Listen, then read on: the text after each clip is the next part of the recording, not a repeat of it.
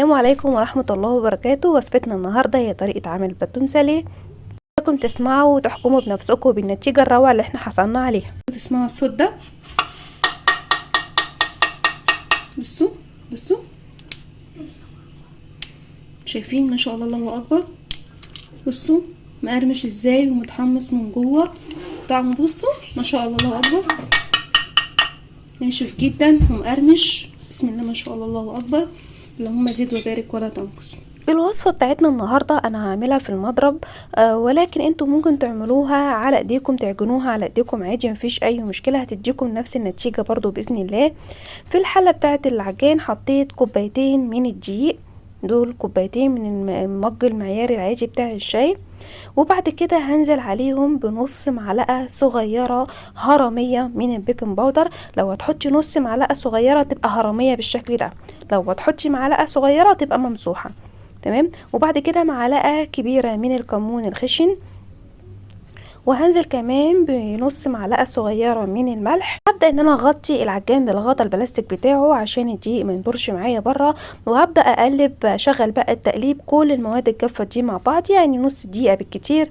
وبعد كده هنزل بالمواد السائله بتاعتي اللي هي عباره عن معلقتين زيت كبيره. معلقتين زيت ده بيبقى سبب قرمشه الباتون ساليه معاكي، بيديكي سر القرمشه الجميل. لو مش عايزاها مقرمش قوي ممكن تبدلي معلقه من معلقتين الزيت، تبقى معلقه زيت ومعلقه سمنه. ولكن لو عايزاه يطلع بنفس النتيجه القرمشه اللي احنا حصلنا عليها دي، يبقى تحطي معلقتين كبار من الزيت. تمام. هبدا بقى اخليه برضو يكمل كده زي ما انتم شايفين ضرب. وبعد كده نزلت بحوالي نص كوبايه من الميه. المية دي ملهاش مقدار ثابت، لانها طبعا بتختلف حسب نوع العجين معاكي، حسب نوع الدقيق. انت بتفضلي تنزلي كده بحبة صغيرين حبة صغيرين لحد ما العجينة تلم معاكي وتحسي ان قوامها خلاص اصبح ممتاز. خلاص كده انا شايفه ان عجينه الباتون ساليه خلاص كده لمت معايا. هبدا اخدها وانزل بيها على الرخامه، وابدا ان انا اعجن فيها كده لمده 10 دقايق ولا حاجه عشان كل المكونات بتاعتي تتجانس مع بعض. خلاص عجينه الباتون ساليه اصبحت ان هي جاهزه. انا ممكن تسيبيها بس 10 دقايق او ربع ساعه ترتاح، وبعد كده تشكلي فيها، لانك لما بتسيبيها شويه ترتاح بتبقى سهله في التشكيل وتتفرد معاكي بكل سهوله. نزلت برشة دقيق بسيطة خالص على الرخامة.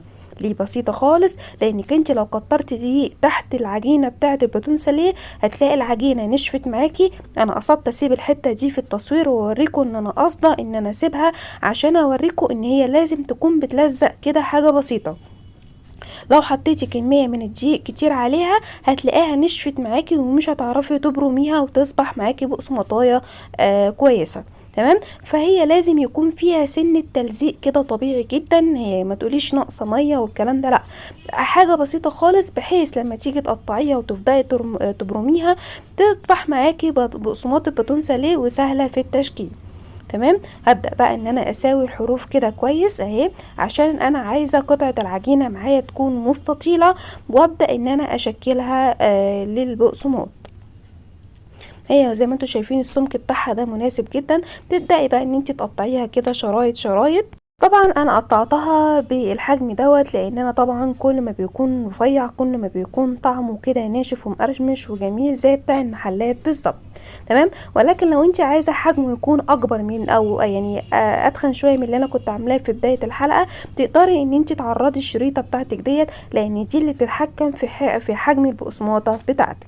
انا قطعت كل كميه العجينه اللي معايا. هبدا بقى اخد اول قطعه كده. بصوا انتوا طبعا شايفين ان هي بتلزق وماسكه والكلام ده، مفيش اي مشكله يا جماعه، انا بقول لكم مفيش اي مشكله.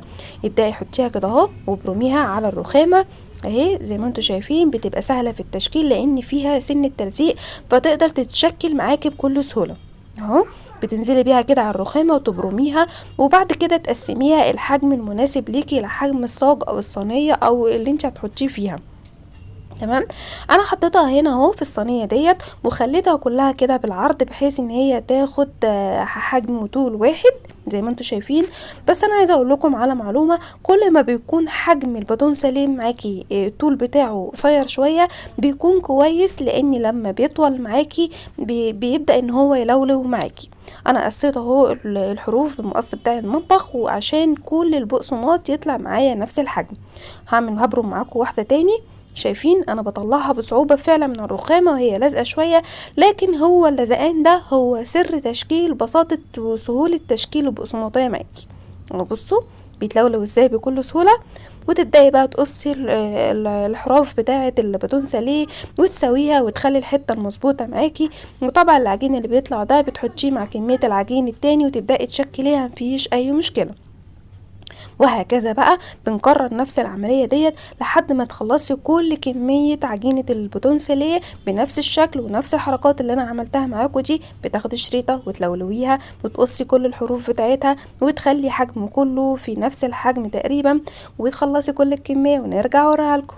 كمية الباتون ساليه كلها اللي طلعت من الكوبايتين دقيق بسم الله ما شاء الله تبارك الله، والله كمية مفرحة وحاجة تفتح النفس وحاجة منتهى الجمال بجد. جربوها على طريقتي مش هتندموا.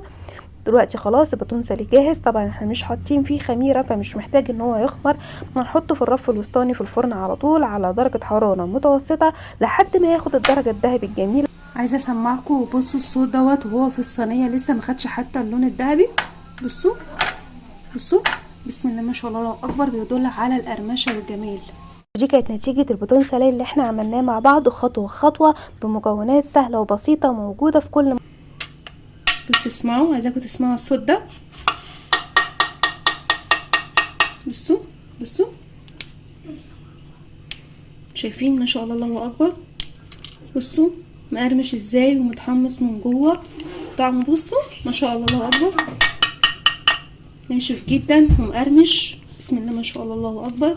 اللهم زد وبارك ولا تنقص. اليوم يا رب تكون نالت اعجابكم وارضائكم. لو عندكم اي تعليق سيبوهولي في تعليق اسفل الفيديو. بحبكم في الله وانتظروني في المزيد من الوصفات لو كان في العمر بقيه ان شاء الله.